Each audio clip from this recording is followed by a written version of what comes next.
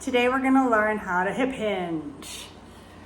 Okay, what we're going to need for our demonstration today is a broomstick or a long cylindrical stick, either a bench or a chair that's about maybe knee height or slightly lower, and a wall. Okay, so I've got all of those things. All right, so hip hinge is one of the major movement patterns. You have a hip hinge and a squat. A squat, shoulders, hips, quads, core. The butt goes down and back, and the knees are bent and past the ankles. In a hinge, the hips are going to go straight back, the chest is going to come down, and the shins are going to remain vertical. Hinge, squat, hinge, squat.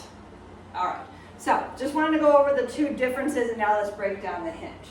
All right, we're going to have our trusty little stick here. You're going to put it on your back.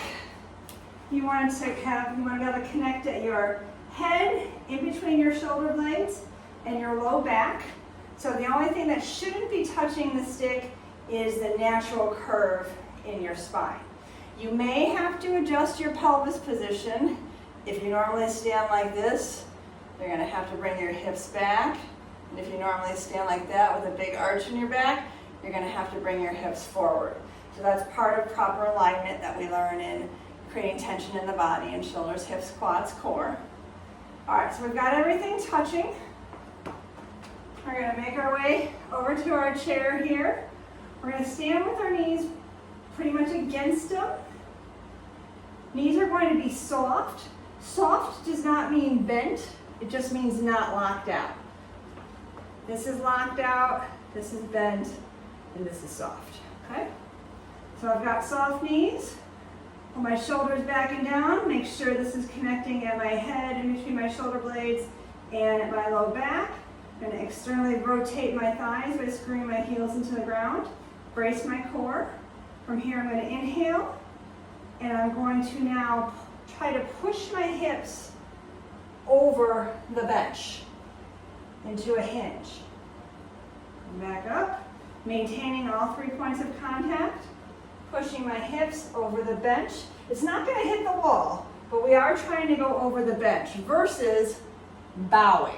Right? This is bending at the waist. This is extending the hips. A hip hinge, the hips extend backwards. Many people try and do this with just a forward bend. And as you can see, I don't keep a neutral spine there. So we want to do shoulders, hips, quads, core. Push those hips back as if we're trying to tap the wall behind us. Okay. Now it may look here like my knees are bent, but all that's happening is actually the backs of my legs, the hamstrings are extending. Knees bent would be here. You'll notice here that's all that's happening is this muscle is lengthening. All right, so if I'm doing this correctly, I can feel the connection at my head, in between my shoulder blades, and at my low back. And when I hinge, I feel tension in the backs of my legs and my glutes.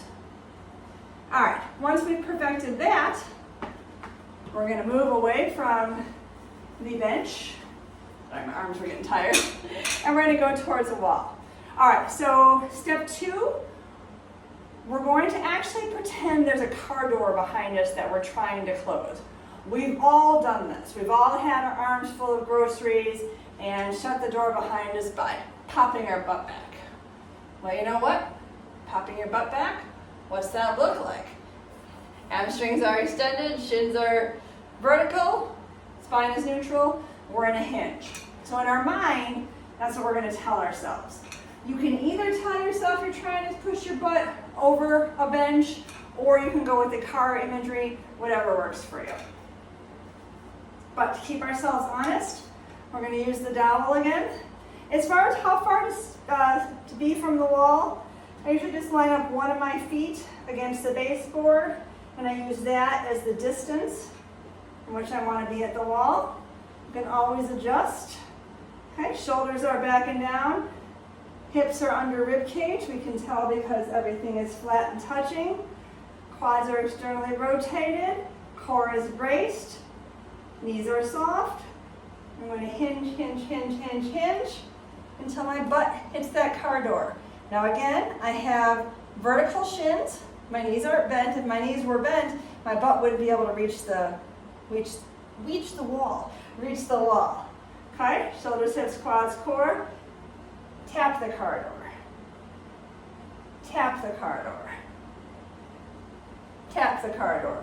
Every time I tap the car door, I am making sure I have connection at my head, in between my shoulder blades, and my low back, and I am feeling tension in my hamstrings and my glutes. All right, so we've done the chair. We've done the wall. It's time to take the show on the road. Okay, I still recommend using the dowel to make sure you're keeping yourself honest. A dowel is just a fancy word for broomstick. All right, I want to hold this here so you can actually see. Feet are hip distance apart. If you feel like you don't have enough range when you're hinging, if you feel like your hips won't go very far back, go ahead and go into a wider stance. This is about staying pain-free and comfortable and safe. So we're not here to be a one-size-fits-all kind of situation. As long as the spine is neutral and there's no unwanted rotation and we're pain-free, we're good to go. Okay? Shoulders, hips, quads, core. Now I don't have a wall behind me to tell me that I've hit the jackpot and I don't have the bench. All I know is I want to push my hips back as far as I can go while trying to keep the connection with this broomstick. Shoulders, hips, quads, core. Hinge, hinge, hinge, hinge, hinge, hinge, hinge. That is as far as I can go. If I continue to try and bend, I have nowhere else to push my hips. So what's going to happen is my spine is going to round, and now I'm not neutral anymore, and I'm not in a safe lifting position. You may not be able to get down this far. Your range of motion is your own. It's personal. It's nobody's business. And again, as long as the shins are vertical, spine is neutral, there's no unwanted rotation, and you're connected here, you're fine. So if you can't get your hips any further than that, that's absolutely fine.